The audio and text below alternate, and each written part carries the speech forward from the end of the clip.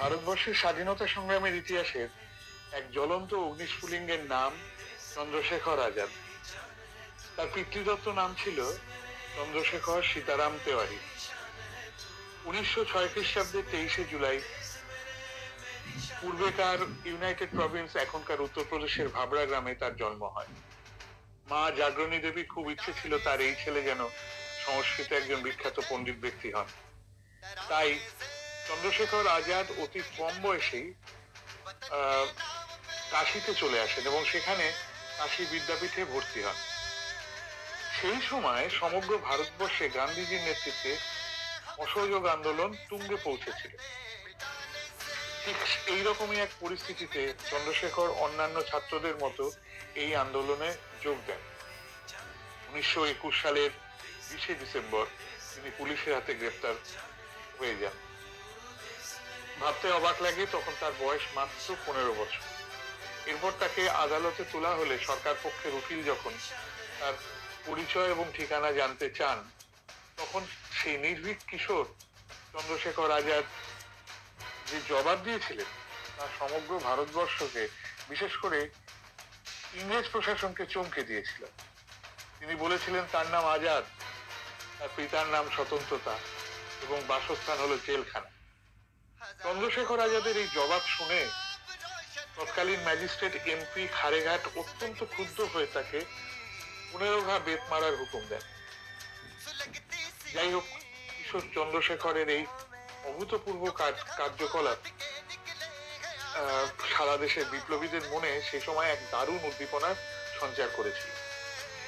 এই সময়ে তিনি তার আরেক ঘনিষ্ঠ বন্ধু মন্মথনাথ গুপ্তের দ্বারা আরেক পরাক্রান্ত বিপ্লবী রামপ্রসাদ বিসমিলের সংস্পর্শে আসে। রামপ্রসাদ বিসমিল সেই সময় ঠাকুর রোশন সিং, শচীন্দ্রনাথ সান্যাল, রাজেন্দ্রনাথ লাহিড়ী প্রমুখ অন্যান্য মহাবিপ্লবীদের সঙ্গে মিলিয়ে এক সংগঠন গড়ে তোলেন, যে সংগঠনটার নাম ছিল হিন্দুস্তান রিপাবলিকান অ্যাসোসিয়েশন। এই সংগঠন বা এই গুপ্ত সমিতির কাজ ছিল ডাকাতি করে সরকারি সম্পত্তি লুট করা। চন্দ্রশেখর এই সংগঠনে যোগ দিয়ে একে একে কাকরিতে ট্রেন থামিয়ে সরকারি অর্থ লুট করা, ব্রিটিশ ভাইসরয়ের ট্রেন উড়িয়ে দেওয়ার মতো নানা প্রকার রোমাঞ্চকর বৈপ্লবিক কার্যকলাপে অংশগ্রহণ করতে থাকে। আর ঠিক এই সময়ই তিনি তার অপর এক সঙ্গী শিব ভার্মার কাছ থেকে কার্ল মার্কসের manifesto of the communist party বইটি হাতে পান। এই বইটি পড়ে সমাজবাদের ওপর তিনি গভীরভাবে প্রভাবিত হয়েছিলেন। এরপর এই কাকরি ষড়যন্ত্র মামলায় একে একে রামপ্রসাদ বিসমিল, ঠাকুর রোশন সিং, আশফাকুল্লাহ খাঁ, রাজেন্দ্রনাথ লাহিড়ী, শচীন্দ্রনাথ সান্যাল প্রমুখ সমস্ত বিপ্লবীরাই ব্রিটিশ পুলিশের জালে ধরা পড়েন এবং বিচারে তারা দোষী সাব্যস্ত হন। শচীন্দ্রনাথ সান্যাল বাদে বাকিরা সবাই মৃত্যুদণ্ডে দণ্ডিত হন। এইবার হিন্দুস্তান রিপাবলিকান অ্যাসোসিয়েশনের নেতৃত্বে আসেন চন্দ্রশেখর আজাদ।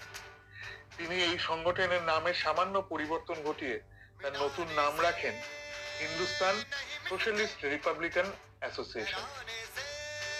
তিনি পুলিশের চোখ এড়াতে ঝাঁসিতে এই সংগঠনকে সরিয়ে নিয়ে যান এবং পার্শ্ববর্তী ওরচার জঙ্গলে তিনি বিপ্লবীদের বন্দুক পরিচালনা বা বন্দুক শিক্ষার ব্যবস্থা করেন। সাধারণভাবে এই অঞ্চলে তিনি সন্ন্যাসীর বেশেই থাকতেন।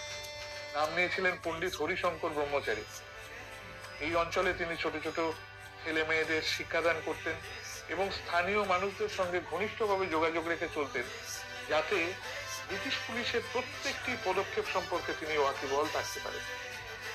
চন্দ্রশেখর আজাদ ছিলেন ব্রিটিশ সরকারের ঘুম উড়িয়ে দেওয়ার মতো একজন ব্যক্তি। তাকে শত চেষ্টাতেও ধরা যাচ্ছিল। এই সময় 1928 খ্রিস্টাব্দে ভগৎ সিং, রাজগুরু, সুখদেব, বটুকেশ্বর দত্ত, যতীন দাসের মতো একঝাঁক তরুণ বিপ্লবী হিন্দুস্তান সোশ্যালিস্ট রিপাবলিকান অ্যাসোসিয়েশনে যোগদান করে। এর ফলে এই সংগঠনের একের পর এক কার্যকলাপে ভারতবর্ষের ব্রিটিশ শাসনের ভিত কাঁপতে থাকে। 1928 ডিসেম্বর চন্দ্রশেখর আজাদের নেতৃত্বে ভগৎ সিং, সুখদেব, রাজগুরু বটুকেশ্বর দত্তের মতো দুর্ধর্ষ বিপ্লবীরা প্রথমে লাহোরে এক ব্রিটিশ পুলিশ অফিসার সন্ডার্সকে হত্যা করেন। এরপরে 1929 খ্রিস্টাব্দে আবার এই ভগৎ সিং এবং বটুকেশ্বর দত্ত দিল্লিতে সেন্ট্রাল লেজিসলেটিভ অ্যাসেম্বলিতে বোমা নিক্ষেপ করেন এবং সেখানে প্রচুর বৈপ্লবিক ইস্তাহার ছড়িয়ে দেন। পরবর্তী পর্বে এরা দুজনেই সেই সময় পুলিশের কাছে আত্মসমর্পণ করেন। চন্দ্রশেখর আজাদ এবং তার সংগঠন হিন্দুস্তান সোশ্যালিস্ট রিপাবলিকান অ্যাসোসিয়েশন সেই সময় সমগ্র ভারতবর্ষের বিপ্লবীদের কাছে প্রবাদে পরিণত হয়। ব্রিটিশ প্রশাসনও এই চন্দ্রশেখর আজাদের খোঁজে সর্বশক্তি নিয়োগ করেছিল। তারপরে এলো সেই এক বিশেষ কালো দিন, যেদিন ভারতবর্ষের স্বাধীনতা সংগ্রামের ইতিহাস আবার এক বিশ্বাসঘাতকের জন্য কলঙ্কিত হলো।